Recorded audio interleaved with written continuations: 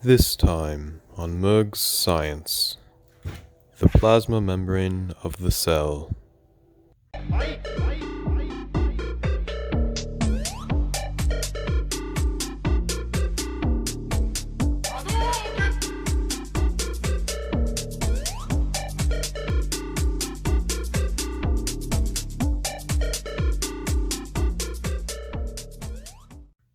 The plasma membrane regulates passage of molecules through the cell. The plasma membrane is selectively permeable. But what does this mean? Let's find out.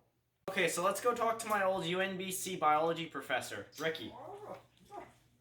Could you please explain to us what selectively... Can you please tell us what selectively permeable means? Oh, you see here, kid. Selectively permeable means that only certain molecules across the plasma membrane. For example, molecules such as water and small molecules are faster than not. Oh, let's leave him be. There are two ways that molecules pass through the plasma membrane. The first way is the passive transport process. The process requires no energy and is when the molecules either diffuse or use a protein to move down the concentration gradient. The second way is the active transport process. This process requires energy and either a protein or a vesicle. We're going to go talk to a freight worker. Excuse me, sir. Can you please describe the passive transport process? Well, I know what diffusion is.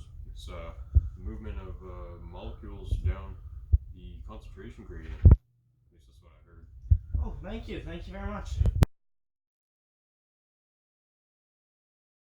Moving a lot of boxes. I think it was a record-setting day. Yeah, I was moving this one box that had a dog in it for whatever reason. I don't know. That was weird. Yeah, it was weird. What was even weirder is this guy, he stops me and he just asks me about diffusion. Diffusion, eh? What a weird day. Actually, speaking of diffusion and water, how about you? Osmosis is another really cool process, really similar to diffusion. Osmosis. Osmosis, that's right. It's a process where it evens out the concentrations between two solutions that have a semi-permeable substance in between them.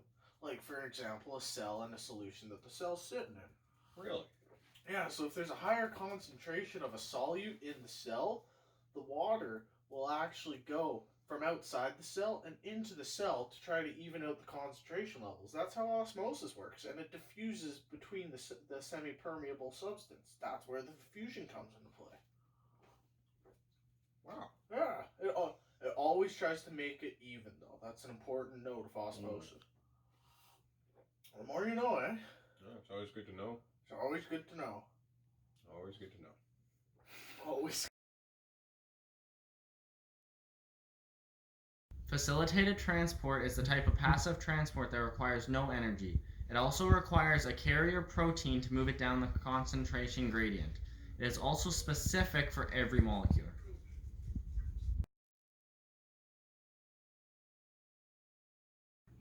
Diffusion was the main type of passive transportation. Now let's look at some vocabulary involved in there. If a cell is placed in an isotomic solution, the concentration on the inside and the outside are equal. When a cell is placed in a hypotomic solution, the concentration of solute is lower than the cell. Water also enters the cell, causing it to expand and sometimes burst. When a cell is placed in a hyperatomic solution, it has the exact opposite reaction as it is in a hypotomic. There is a higher concentration of solute than the cell, and water leaves the cell. So we're going to go back and talk to Professor Ricky about the active transportation process. Ricky, please tell us about the active... Good to see you again there, fella. How can I help you? Can you please tell us about the active transportation process? The active transport process is an active process. It's the machine for the active transport process is the active transport process. It processes the active transport process.